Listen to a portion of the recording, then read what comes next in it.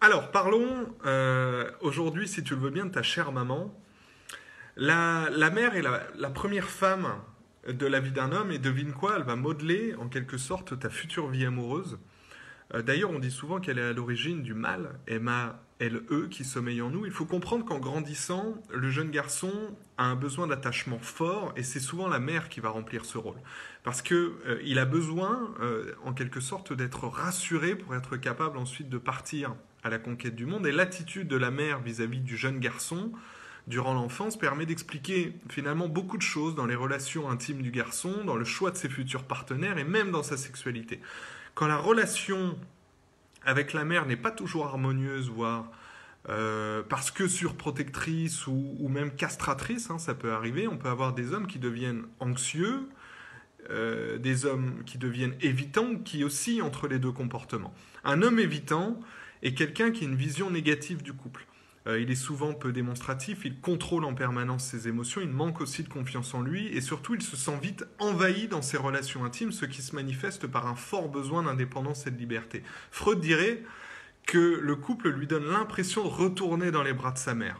Parce que dans son esprit, être avec une femme implique une perte de contrôle totale, voire une nouvelle castration. Donc il se protège et il évite le couple pour ne pas revivre ça avec une nouvelle femme. Donc dans certains cas, l'évitant a une sexualité plutôt faible, étant donné sa difficulté à rentrer en relation avec les femmes. Il est peu enclin à la tendresse, aux démonstrations d'affection, il accorde assez peu d'importance à l'intimité. Dans d'autres cas, et je l'ai évoqué dans ma vidéo sur la blessure d'abandon, il peut aussi multiplier les conquêtes sans jamais s'attacher.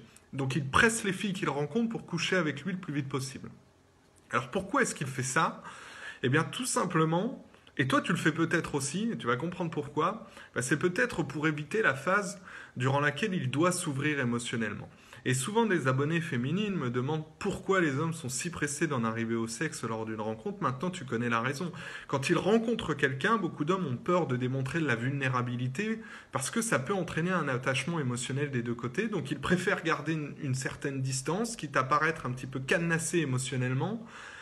Ils couchent avec la fille pour satisfaire leurs besoins sexuels et ils sortirent ensuite assez lâchement de la relation en laissant la fille sur le carreau qui, elle, avait formulé des espoirs vis-à-vis du mec. Donc ça, c'est une blessure qui fait que les hommes enchaînent en fait des relations un petit peu vides de sens à cause d'une peur d'être à nouveau envahi par une femme, une nouvelle femme.